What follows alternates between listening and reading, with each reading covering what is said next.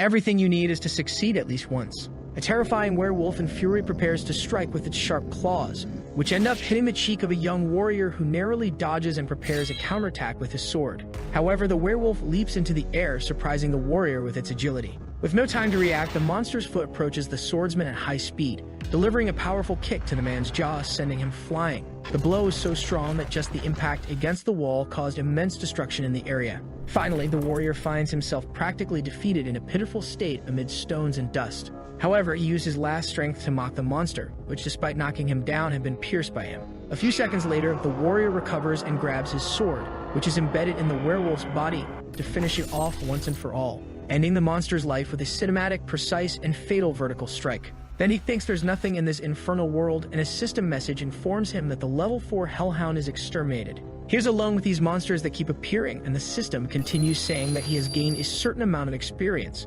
While grumbling, one of the messages catches his attention, informing him of a level up. However, suddenly a system error appears with the notification starting to collapse along with the warrior's mental state, causing immense frustration in the swordsman, who was informed that level 4 Ryu Hanbin returned to level 1. He needs to be at level 5 to move to the next area, making him cry out for help as he is desperate to be stuck in this place for so long. However, the endless red immensity of that place seemed to have no end. During his terrible stay in this plane, the young warrior had faced dragons in his first year.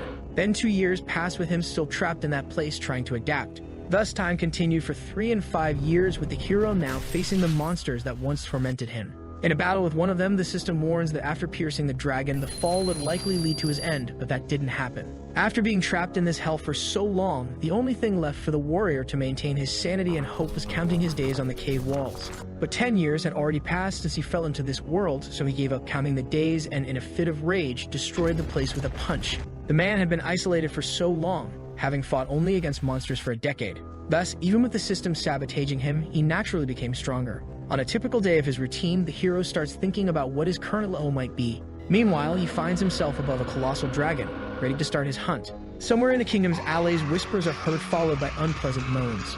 A blonde man is being attacked, and already on the ground with his last breath, he comments that these demons are scum, and that the goddess will have no mercy on them. But the aggressor finishes him off before he can give any elaborate testament. A hooded figure tells his partner to take it easy because they'll be in serious trouble if they're caught by a Rathanian, but the woman doesn't seem to care about the warning. However, the man says they can return there to kill more once they've completed the contract, which convinces the girl to leave the place. Finally, the woman comments that their job is easy because they just need to find the person who came to this world the same way they did.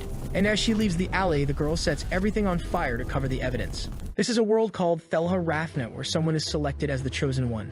The objective in this world is to survive and become as strong as possible.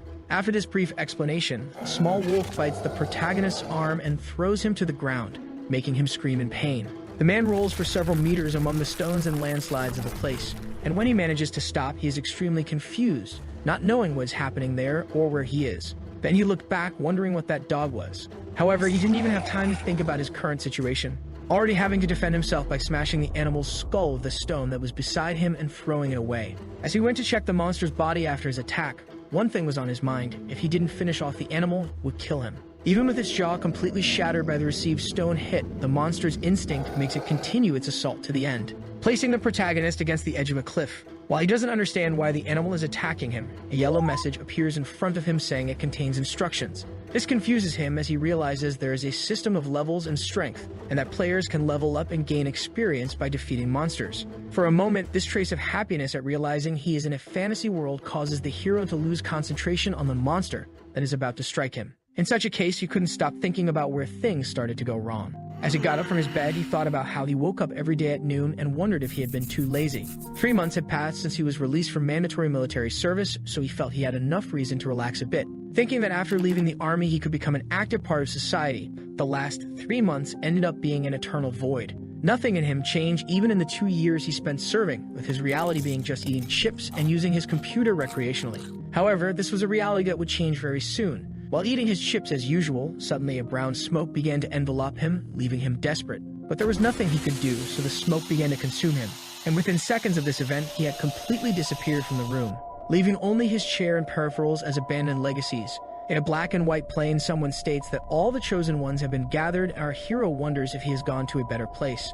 The voice continues to complain about the small number of people present, as in a herd there were 7 billion candidates. Someone converses with this voice, informing that precisely because there were 7 billion candidates, they managed to find so many chosen ones. The protagonist cannot understand what is being said and wonders if this is the voice of God, while the voice continues to instruct all the players. The first voice asks if they can really do this, questioning if it won't be too artificial, but the other responds that it will serve as motivation and help. So after deciding on the discussion, the transmission of instructions begins, and a beam of light pierces the protagonist's chest, making him groan in pain.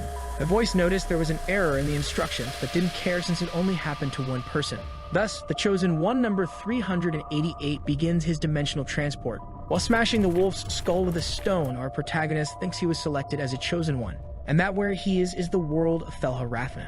However, his reality is of tremendous insalubrity. Even now, our warrior cannot believe that everything he is going through is real, and while he is frustrated, he is also irritated. His life is now in this hell without the comforts of before, and without his parents, he doesn't know what will happen to him. In a fit of rage, the protagonist throws a stone away and punches the ground. After his moment of despair, he comments about being released just 3 months ago. So he didn't even get a girlfriend, lamenting about why this is happening to him. Suddenly, a system message informs him of danger and says that at the moment there is only a 5% chance of surviving in Thelharathna with the player's current abilities. The situation confuses our hero, who begins to realize that this thing is really testing his consciousness by asking if he wants to end his life. The situation was revolting because those people kidnapped a normal person and abandoned him in a different world, saying it's necessary to kill monsters to gain experience. So an option in the system to end his own life is being induced to be chosen. Wisely, the protagonist declines, thinking that if he dies, he will not be sent home, and deciding to stay calm. They wouldn't have kidnapped him if they planned to send him back home after he died. Whether he likes it or not, it will be his end if he doesn't take care around here. For now, the protagonist needs to think of a way to survive and find a way out of there. In light of this, the system informs that the chosen one had his strength increased by finding his fighting spirit. As a yellow light shines in his eyes, several windows appear and ask for a class to be chosen. Quickly, a protagonist's expression improves as he realizes he will no longer have to fight with bare hands and can choose a class. The warrior class is presented as a melee class that can use various martial techniques, but the hero thinks this is only fun in games. Then, upon viewing the mage class and understanding that long-distance combat is the best thing to do, he decides to choose this class. However, upon confirming his choice, the system informs him that the selection was rejected because he doesn't have the necessary capacity for the class. So the hero tries the magic swordsman class, but his selection is rejected again, followed by the rejection of the healer and priest classes, which makes the protagonist lament in frustration. Finally, he found himself forced to choose the last remaining class, the one he had initially denied, the warrior class. In the next selection stage, the system asks him to choose an initial weapon. Understanding that long reach is essential, the hero chooses the long spear, not wanting any other weapon. After this, a strong light emanates from that virtual window, ready to reveal the player's initial weapon, which unexpectedly turns out to be a long sword. The hero tries to argue with the system that he had chosen the long spear and not the sword, but that previous error occurs again. Nervous as never before, he starts to complain and insult the system. But in a split second, the window closes, and the hero remembers that voice saying it made a mistake in the instructions. Knowing that the instructions were the only useful things there, an error could be something that might condemn his life. On the verge of madness, the hero falls to the ground and starts to laugh, but thinks that he doesn't want to act as those people expect him to. So wielding his sword, he thinks that at least this is better than a stone. However, the hero doesn't want his end to be there and is determined to do whatever it takes. Thus, in this place, his hellish and endless journey of strengthening will begin. On the other hand, while the protagonist trains with his sword, he apparently doesn't seem to have many skills with it, inevitably falling to the ground and starting to lament his situation. 7 days have passed since the hero came to Thelharathna, and he has asked the tutorial countless times how he could go home. But it remains silent every time, making him wonder if it was just another bug. Anyway, at this moment, the hero is fighting to survive. An animal hits his shoulder, causing pain, and the protagonist chases after the monster, very irritated. The dogs he always faces are hellhounds, and if there's one thing he has learned, it's that these dogs level up too. Additionally, after he strikes with his sword, he takes the opportunity to advance and attack again. This makes the protagonist wonder if the monster is learning to face him just as he is, so he has only one choice, which is to charge with all his strength, attacking primitively. However, the blow is not effective at all, as the animal easily dodges. Now far from his attack, the monster starts to laugh, making our hero think he has no talent with swords. Now it's the animal's turn to attack with a bloodthirsty instinct. It charges with everything it has. However, the hero is now more prepared than before and is about to use his secret resource, his thrusting skill. which incredibly finishes the animal with just one strike. The system informs him that the level 2 hellhound has been exterminated and awards 22 experience points to the protagonist. Ryu Hanbin finally obtained a skill upon reaching level 2, but because he hasn't learned how to handle a sword, he can barely use his thrust effectively. Furthermore, this is just one of the tutorial functions. If you search through the system, hellhounds can also be considered perfect food as they contain fats, amino acids, carbohydrates, fibers, and minerals. But even with all their violent nature, their fangs and claws become unusable right after death, so this place seems to have been artificially created. Ryu was sure there is a reason they brought him here, since there would be no reason to keep him trapped for nothing. Remembering the voice's comment about there being only 7 billion candidates, the hero wonders where the other chosen ones were sent. However, something in the system window catches his attention, making him stop eating. It informs that the protagonist will be able to leave the Rocky Mountains, which is his current area, and meet other chosen ones once he reaches level 5. Ryu is surprised by the information received, and the system continues. The initial zone is made up of Rocky Mountains and is a safe area where death rates are lower and experience gain is optimized. Monsters corresponding to the level only appear in safe zones, and once the hero reaches level 20, he will be able to complete the map of Thela Rathna and travel to the continent. All this information fries the hero's brain, who begins to put the pieces together. This is a beginner area where players level up to level 5, and if he reaches level 5, he can proceed and then form groups with others upon reaching level 20. Basically, upon reaching level 20 and being transported to the continent, the real battle will begin, and all of this makes Ryu crazy with anxiety. He understands that this is how the Hellhounds are getting stronger, and although it is not important, the hero still wants to return home someday. Ryu believes he cannot trust the tutorial, so to meet other chosen ones and get more information, he must reach level 5 and get out of there.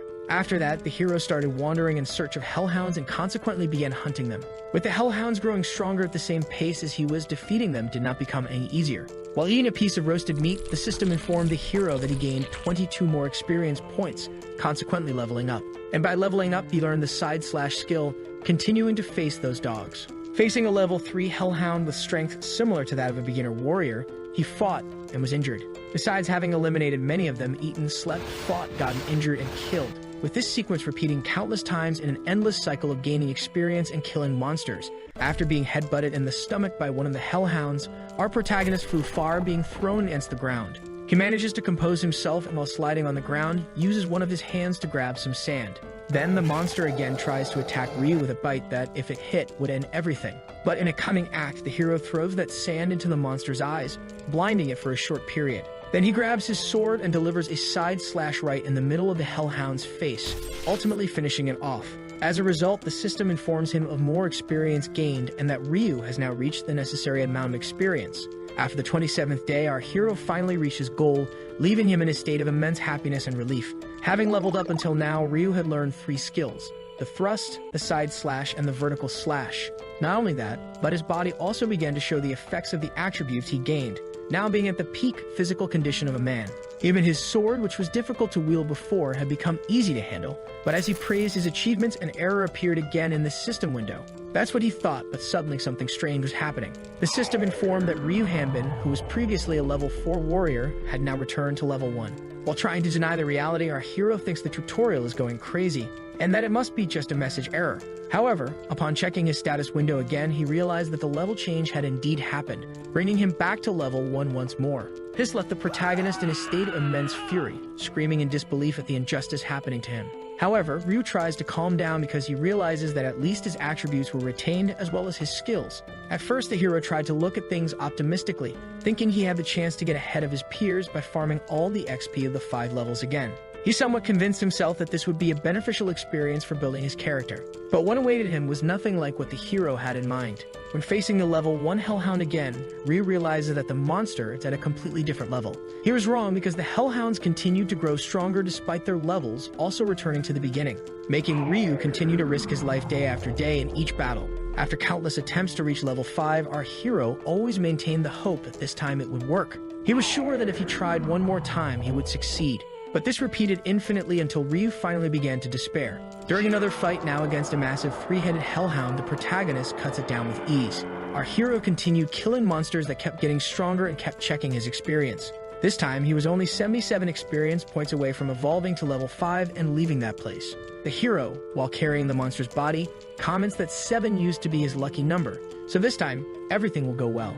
And as he throws it into a ravine full of monster bones, Ryu thinks that in the last 7 years, he has survived in this hellish situation, going from level 1 to 4 in an eternal cycle. The Chosen Ones do not age, and thanks to the recovery ability, all wounds heal in just 1 day. Returning to level 1 does not reduce their attributes, but they cannot learn new skills because they cannot surpass level 4. Their only skills are thrust, side slash, and vertical slash. As the hero is about to face a massive bone hellhound, he mocks the monster that came to him, making its extermination easier. The system notified that the monsters were placed there to help the Chosen Ones get stronger, but they are only there to be killed. In this case, an undead monster makes no sense. However, after so much time in that place, the same can be said about our protagonist. The tutorial transmission for the Chosen Ones was completed, and the 5th Jaren Rathan operation was initiated. A being thinks they are well accustomed to it since it's their 5th time there, and even in another world, players take at most a year to complete everything. While walking, they just hope to find some useful players this time. But they notice something amid that emptiness. A world seemingly discarded by someone,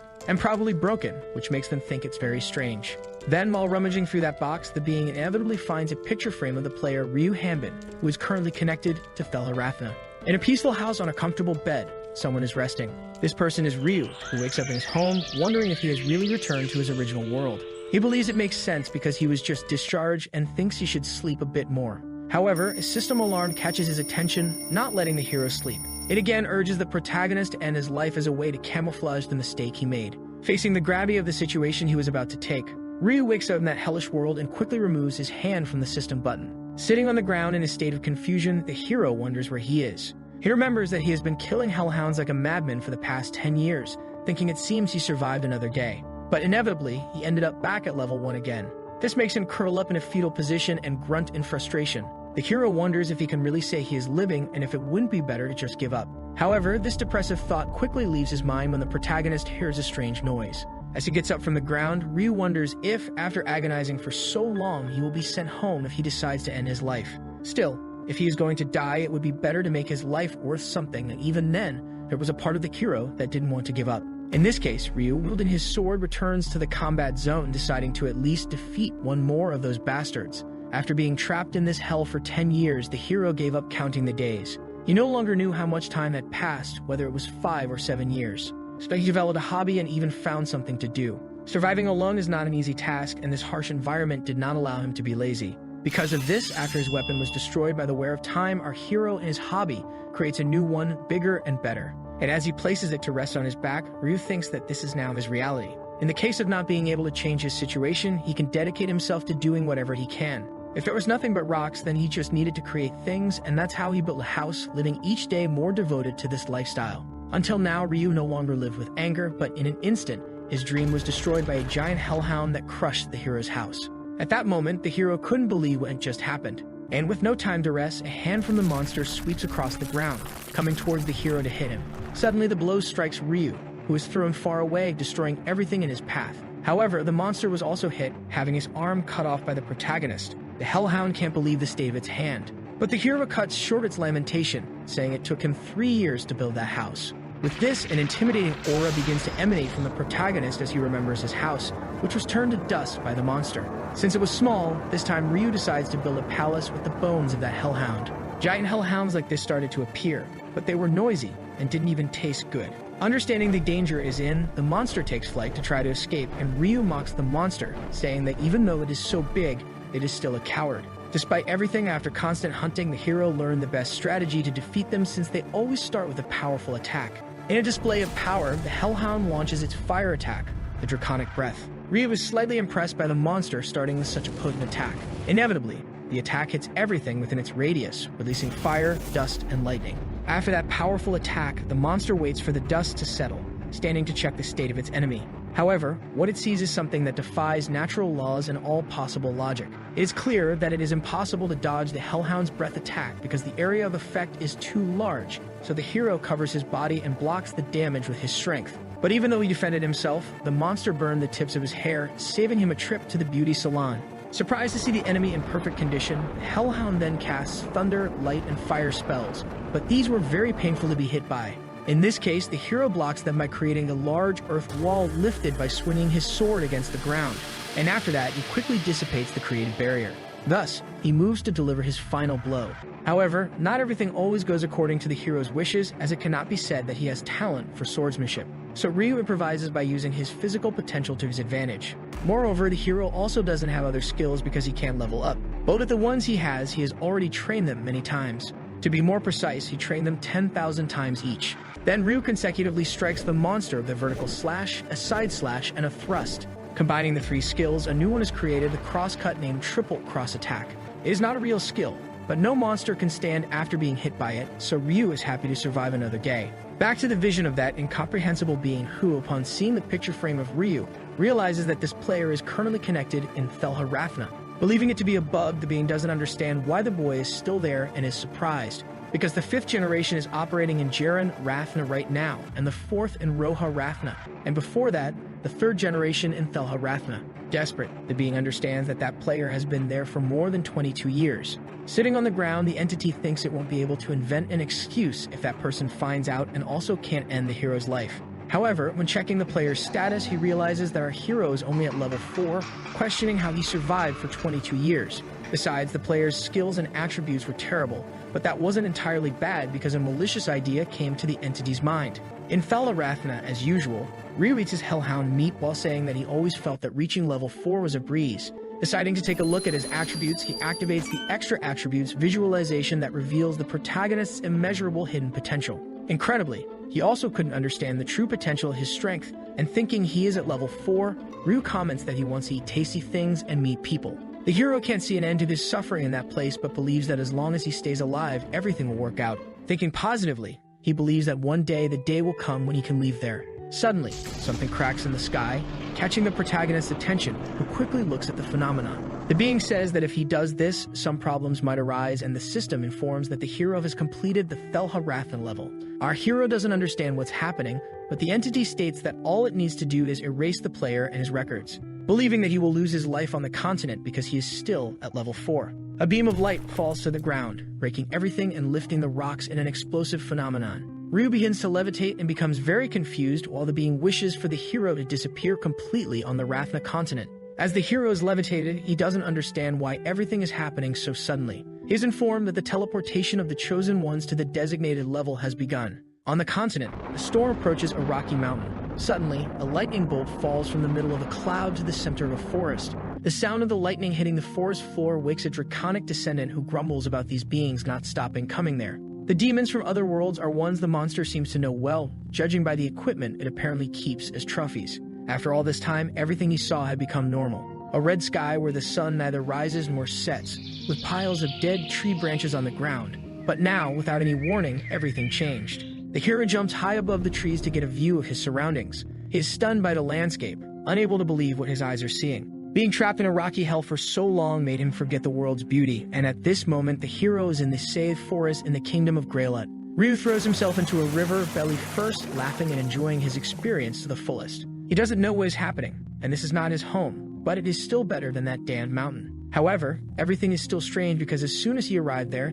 his level went up to 5, granting him a communication skill. Thinking for a moment, Ryu realized that he should be at least level 20 to come to the Ravna continent. So he doesn't know the real reason he was brought there, questioning whether his system is still malfunctioning and what he should do. But while peeking through the attribute window, he notices something he had never seen before. A final mission notification asking him to kill one of the 6 goddesses of Ravna. If he kills this goddess, his rewards will be eternal youth and immortality, besides being sent back to Earth with his attributes intact and his wishes granted. However, the hero must keep his identity as a being from another world a secret and register at the Hunters Guild in the corporate city of Onpros. Suddenly, that draconic monster appears and roars with great power to intimidate its opponent. Ryu realizes it is a monster and starts to worry because it seems to be a dragon. The monster calls our hero a despicable demon from another world and questions how he dares to enter its forest. Furthermore, it asks if he plans to face it without a weapon in his hands. Ryu belatedly notices he is far from his sword and sees it a few meters behind him. However, the draconic monster is preparing an attack, giving the hero no time to act,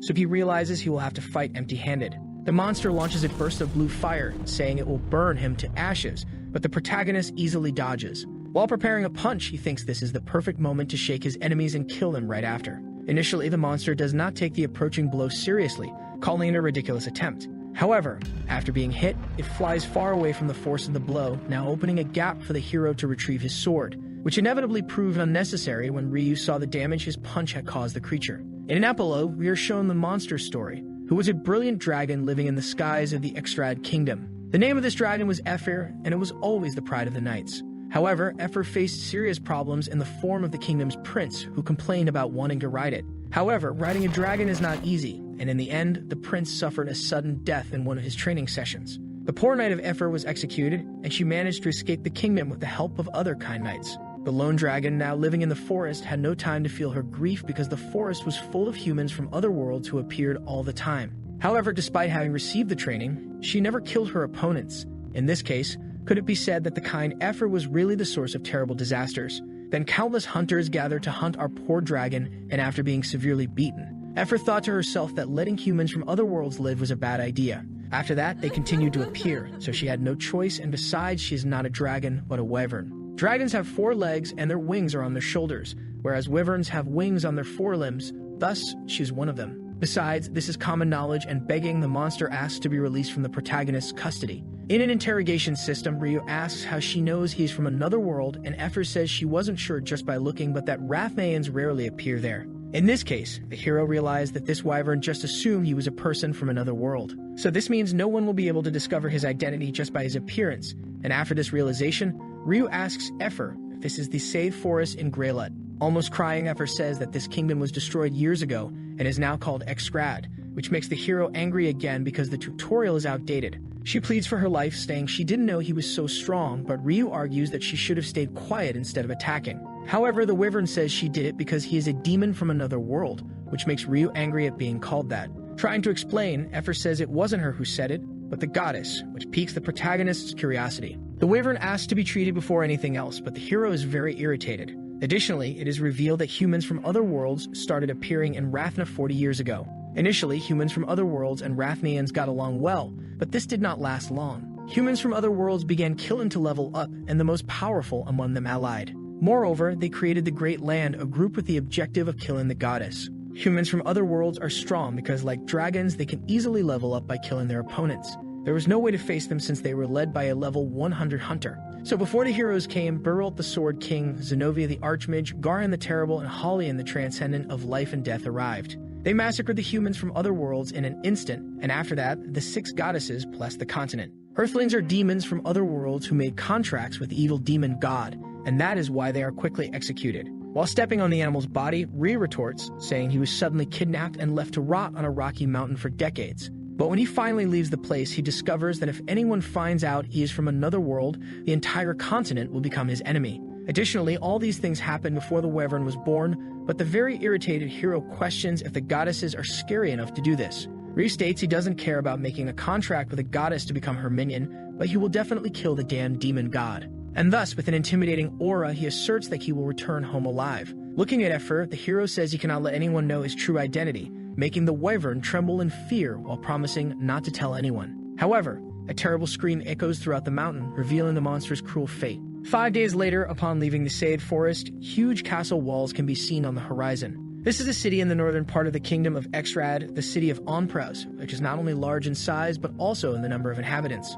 Around it lies the Sade Forest and a dungeon in the Eifin Plain where countless monsters appear non-stop. Many hunters try to get rich quickly by risking their lives, some of them from the Onpraz Hunters Guild. People who come there are hunters or those who want to become one. However, it can also be a different case, like the fearsome beings from other worlds. Entering the Onpraz Guild, the protagonist attracts everyone's attention as he walks towards the reception. His size and physical build are impressive to the common citizens. They wonder if the man is from another guild and say he seems to be a veteran hunter. When one of the citizens was about to be rude to Ryu, the receptionist intervened, slapping the man and welcoming the hero. As she does not recognize Ryu as a hunter, she asks if it is his first time coming to the Onpraz Guild and how she can help him. While silence reigns in the place, our hero opens his mouth to state the reason for his visit. Surprising everyone's expectations, the reason was that he wanted to become a hunter. Chapter 5. Inside a cave, the draconic descendant asks if she will be helped by our hero. Ryu confirms, saying that even if his appearance is not suspicious, the fact that he doesn't have clothes or equipment from this world will reveal who he really is.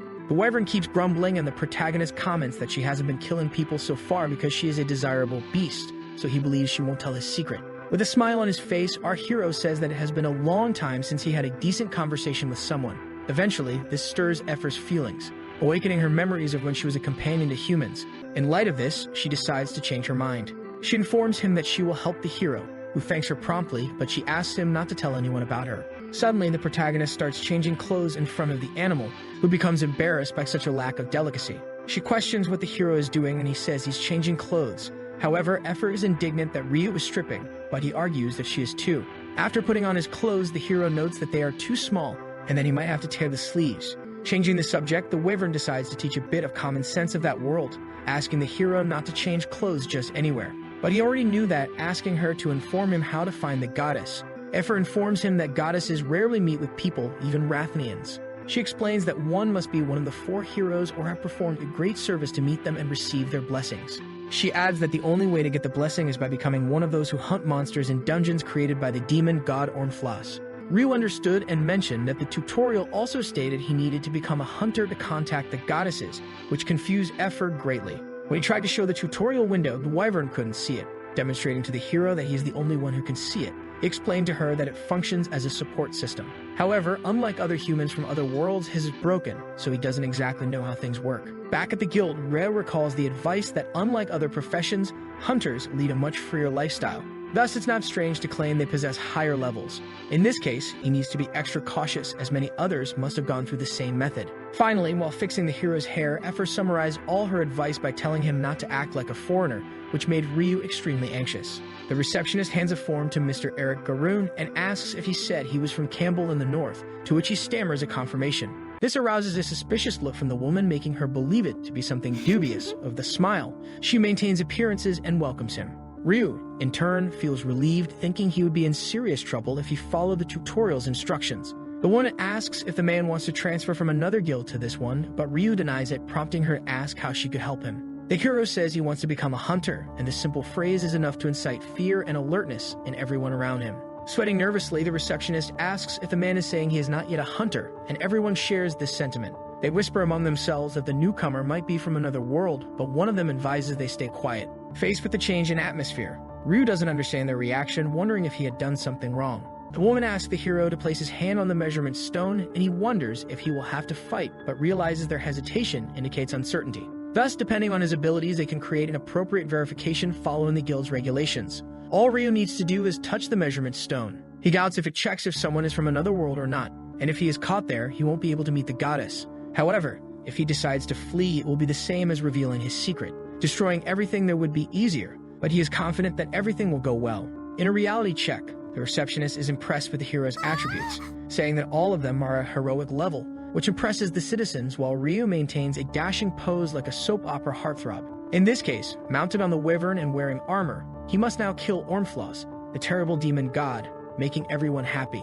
Witnessing the hero's story, Efra only observed all that nonsense quietly and patiently. She states that she can't believe what she just heard, but Ryu adds that dreaming is free. Contrary to the initial expectation, when he places his hand on the measurement stone, the hero is revealed as a level 5 warrior. Initially, everyone is astonished, not believing what they see. However, they quickly burst into laughter, and at this moment, they talk among themselves about how foolish they were to think he was from another world. Ryu doesn't understand the reason for the laughter, but even the receptionist can't hold back at this moment. After the laughter, she explains that most people coming from the forests to register there are from other worlds, so if the hero's level were higher, it would be a problem. One of the men joins the conversation, saying that these damned ones start at level 20 and always say the same thing, wanting to become hunters even though they are already at level 20. Relieved, the woman informs Ryu that the registration cost is 300x. Ryu had never thought he would be happy for his level being so low. However, as he takes the money out of his pocket to pay the fee, he realizes that he spent 300x out of the 400x borrowed from Efra,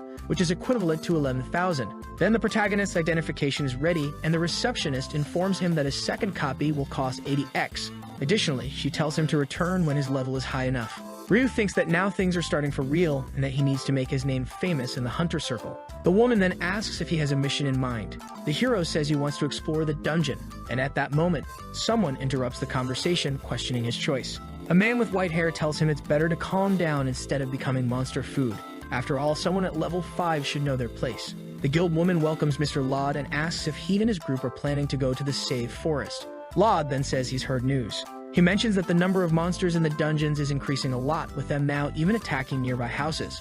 Laud is at level 21 and boasts that he doesn't feel right sending useless hunters to do his job. In this case, he'll have to go personally. Ryu doesn't understand why the man is so full of himself since he's at the same level as Effer. However, in a general context, he is above everyone else. Even so, the hero doesn't want to get involved with him, and the woman, trying to avoid Laud's gaze, reminds that there is still a vacancy in his group. In this case, she addresses Mr. Eric, stating that completing missions alone is impossible, and going to dungeons is even worse. This makes the hero dread what's coming. Finishing, she asks if it wouldn't be better to work with Laud's group while getting used to things around there, bringing Ryu's worst nightmare to reality. After deciding what to do, the group leader turns to one of his members, informing him that since they have a rookie now, there is no more space for him. However, the mage confronts him, saying he is level 25, and Ryu realizes that the tutorial shows a higher level than stated. In this case, he must be hiding something. In his mind, the hero thinks he stared at the mage too much, but it doesn't matter since Laud stated there was no space for him. However, making a drama, the group leader contests the situation. He says that since the request comes from Miss Seguri, the pride of the Onprus Hunters Guild, he will take care of the level 5 insect. Ryu feels irritated by being called that, but thinks he can't fight him since it would lead to a fatality. Wanting to play with the hero, Laud asks if Ryu dreams of becoming the Sword King due to the size of his sword, but when he tries to lift it, he notices something. The sword didn't even budge, making him wonder how a mere level 5 can carry such a thing. At that moment, the hero's attention turns to Laud, causing the group leader to tremble all over. Raising his sword along with the hunter, Ryu orders him to release his belonging. This excites the guild members as they don't like Laud very much, and they hope for a fight to start. Suddenly, a man with blue eyes and a mohawk approaches with his group, saying he finally found what he was looking for. The hero demonstrates his strength by lifting Laud off the ground with his sword so easily, showing he's not as weak as they thought, surprising everyone, as this came from a level 5 hunter who was just registered. In such a case, a mohawk man's eyes shine with what he just saw. He tells the hero that with a body like that, he'll be able to defeat even people at level 10. However, the group leader asks Berkman not to interfere since he's training the rookie. Berkman asks if the hero's name is Eric and informs him that fighting there is not a problem, but if he damages the guild, he'll have to face everyone. After accidentally breaking a guild structure, the protagonist apologizes, saying he doesn't want to fight anyone there and doesn't want to be expelled. After being bumped by the hero, which made Laud fall to the ground, he angrily says that no one else would accept a level 5 in the group besides him. Disheartened, Ryu realizes that the man is right as he used almost all of his money just to register and can't do anything due to his low level. However, Berkman breaks the hero's feeling, saying that leveling up with the body he has will be a breeze. Furthermore, Berkman was looking for someone with a muscular body like Eric, and then offers our hero an opportunity to join his group. With a gleam in his eye, the man says he knows muscles like those don't grow overnight, and that the only reason his level is low is due to lack of experience. Ryu realizes this old man's level is quite high, but because he came from another world, his growth rate is high, so he won't be able to stay in the group for long. Even so, he will still need to make an effort if he wants to get somewhere, thanking everyone for accepting him. The city of Onprus developed thanks to the dungeon and monsters, with business and commerce revolving around these hunters. The city produced products using materials brought by hunters, and there are 2 main hunting grounds: the dungeon in the Eifin Plains and the entrance area of the Save Forest.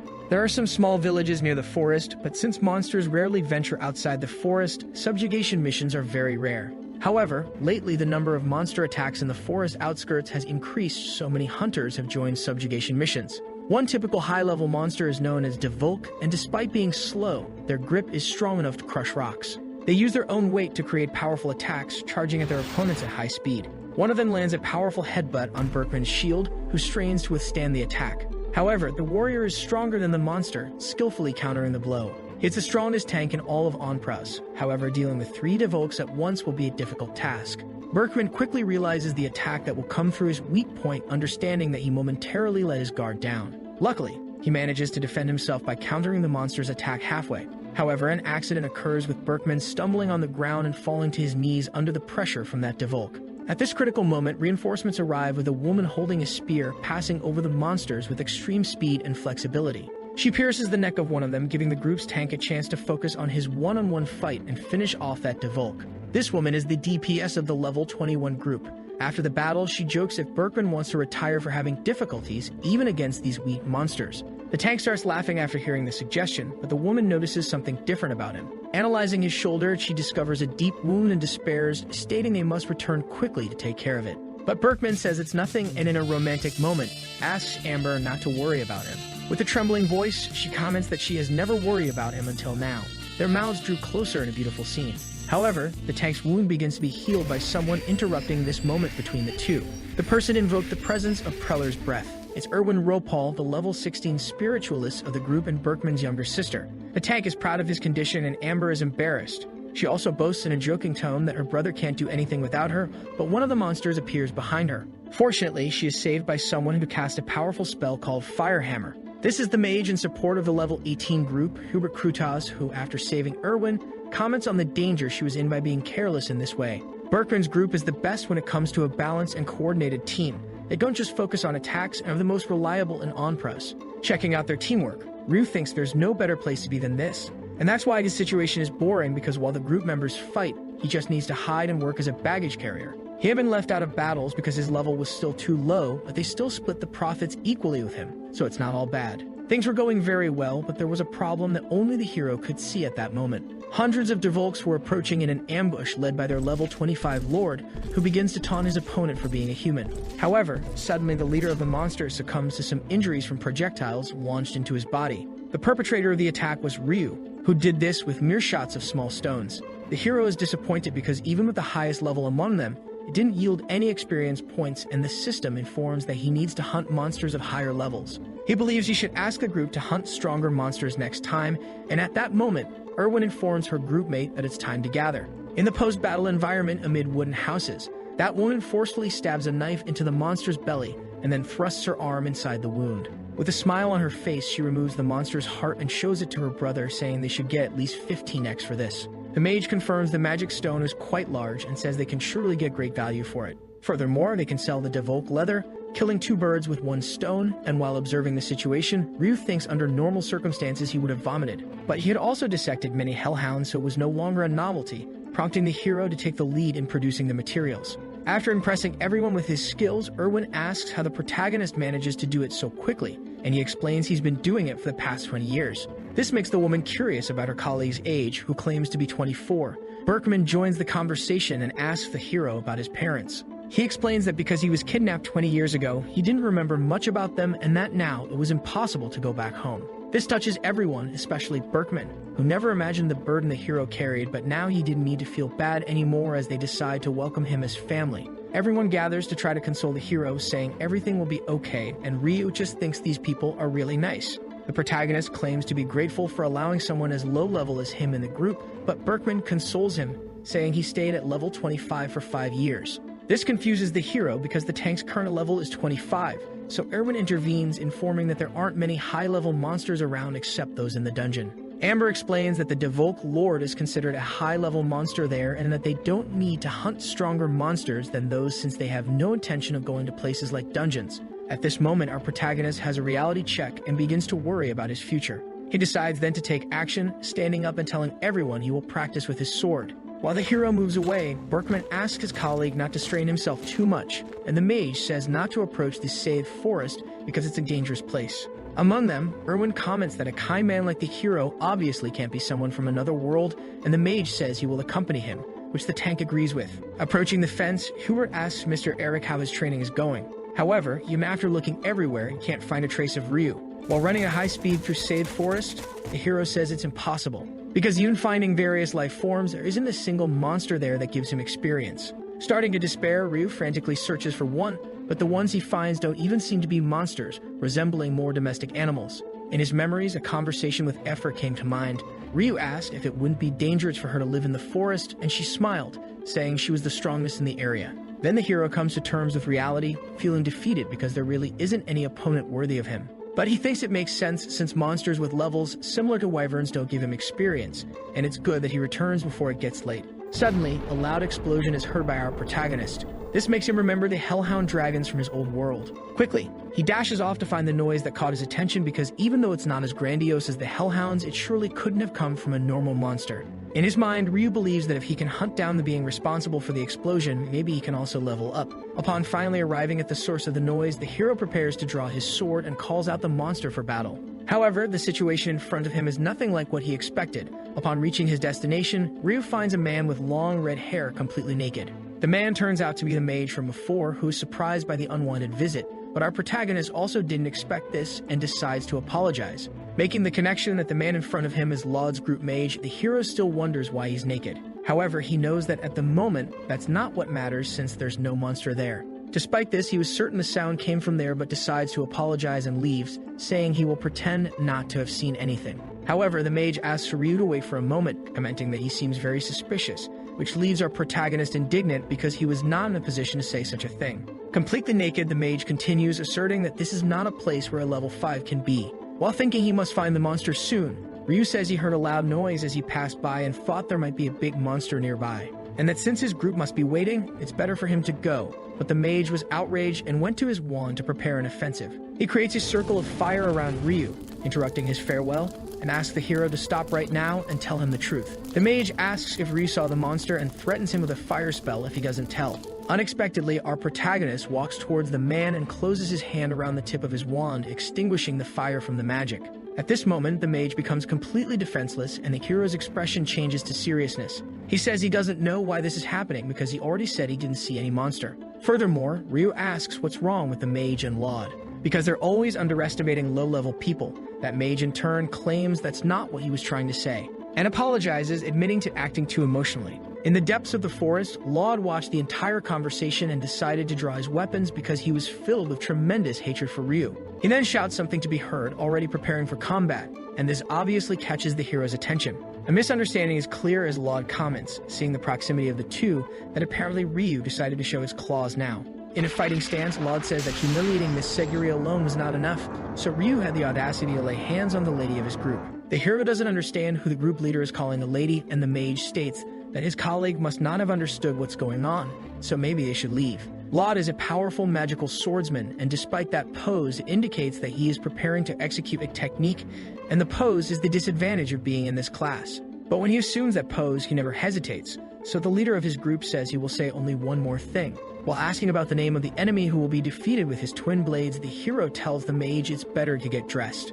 Upon realizing he was being ignored, he becomes deeply irritated and decides to attack at once, exuding a powerful electric aura from his swords. With a serious look, Laud says he will show the difference between their levels, thus going after the hero with his storm sword skill. Ryu, on the other hand, doesn't want to escalate this into a big fight, so at the moment the sword approaches his neck. He bends, dodging the attack and apologizing. However, as he crouches down, a part of the sword's hilt hits the man's genital organ, and a strong burst of air along with lightning was caused in the place, generating a noise that echoed throughout the forest. Back at the lodging and sitting in one of the wooden houses, the hero has his sword stuck in the ground and seems to lament something. Berkman intervenes, saying Mr. Attis informed him of what happened and that it wasn't his fault, but Ryu says this is a pain for which he cannot be forgiven. After deciding to wait only for the results, Urwis opens the cabin door, leaving everyone curious about the outcome of the situation. The tank sister warns that Laud is not in life-threatening condition since he was brought in quickly, but the situation was serious. Upon entering the cabin to check the real state of the man, everyone fell silent. Although blame could fall on him, the pain and suffering he was going through could not be solely attributed to one person. This was something no one could comfort him with. That morning, Mr. Etist took Laud back to Onpras City.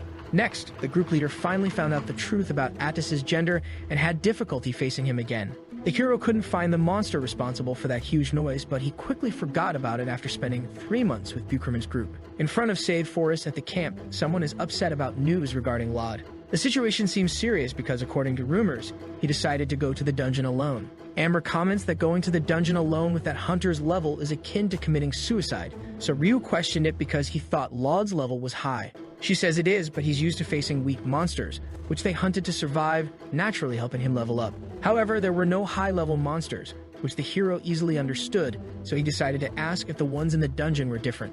Amber explains that they are not originally from this world. The monsters are created by dungeons installed by the demon god Ormflaus, so it's common to see some near level 30 or even higher. In Ryu's mind, he believes these level 31s must help him level up, so it's necessary to go to the dungeon even if secretly. However, Berkman informs him that monsters are not the only problem, and Urwis adds that many humans from other worlds secretly hunt there, causing the hero to give up. In case it's such a dangerous place, Ryu is curious why Laud is going there, and Bucherman explains it's probably due to a healing artifact. Upon questioning about the artifact, it's explained that the source of power inside these dungeons are artifacts, items of various shapes with various abilities.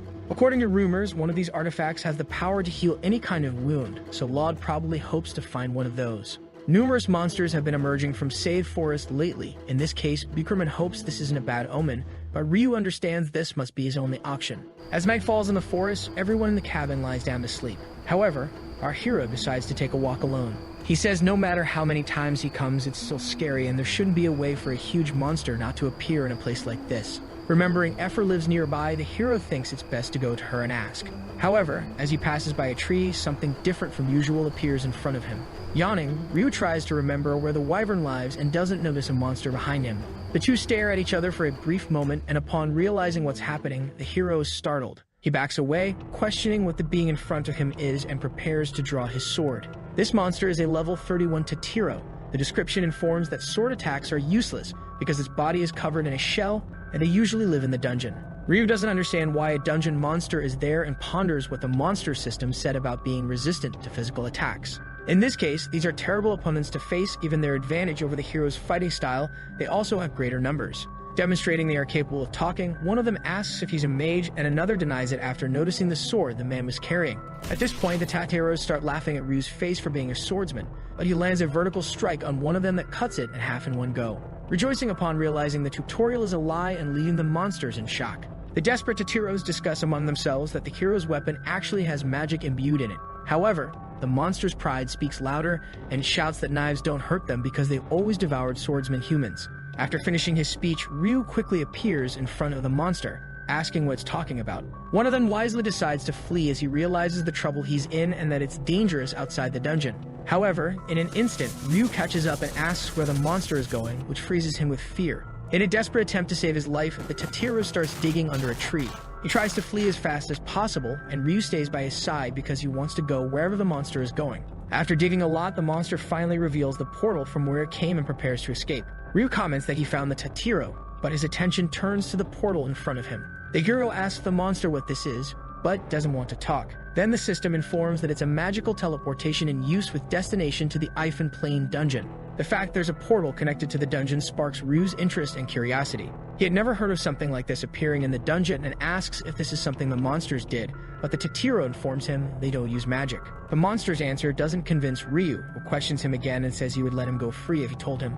However, if there won't be any cooperation, our protagonist states that he will just have to destroy everything. However, the monster becomes desperate, saying that there can't be any destruction because no one can enter by that person's order. The hero doesn't know who this person is, but still decides to enter the portal and tells the monster to pretend it didn't see anything. The monster's current mission must be to ensure that no one enters the portal so that person won't find out. Despite doing this to safely explore the dungeon, the Tatiro was convinced by that argumentation and started covering the hole with dirt again, claiming to know nothing. Already in the dungeon, the claws of a Tatiro are dangerously close to the face of a hunter who is in real danger. He seems cornered, being pinned down, but still worries about his group mate, telling her to hold on. After managing to free himself from that unfavorable position, the hunter prepares a powerful kick, hitting the monster's head, while telling it to stay away from his partner. However, it's noticeable that so far none of his attacks have worked. His axe is completely useless in this case. Magic truly seems to be the only possible solution. At this moment, a Tatiro ends up piercing Alicia's left leg, making her moan in pain and fear. Even wounded, the mage casts a spell, asking for the great light to spread his presence in the place along with its bright sound. Thus, she conjures the flash spell that blinds the monster. However, the axe hunter is also affected by the flash, realizing that everything is blurry at the moment, but at least he can see through one eye. While covering one of his eyes, the hunter asks Runel for help with his healing. But when he turns his face towards his friend, something completely shocks him. Unfortunately, his groupmate has been captured by a Tatiro and is no longer alive. Facing this, the hunter prayed to the heavens for someone to come to his group's rescue because their tragic end was closer than ever. Before being finished off as well, the hunter pleaded for help again, now losing hope. Then the Axeman is surrounded by a pool of blood coming from his back. However, the blood isn't his. It's the monster's because, in answer to his prayers, someone appeared to help, defeating several Tatiros at once. The hunter realizes that the Tatiro's head was severed with just one blow and not just one. It's mentioned that a Tatiro always protects its head with laminated arms, and the space to attack the neck is extremely small. However, this person first made the monster lower its arms and then cut off its head using that opportunity. Facing this technique can only be done by a magical swordsman user of jewel blades like Laud, the man in front of him. Laud asks if the hunter knows him, and he informs that yes, they had heard that he came to the dungeon to hunt days ago. The man praises his savior, saying he's amazing, and Laud awkwardly thanks him, having only been trying to survive for the past 70 days. To not miss the next part, activate the notification bell, and until next time on Tob's channel.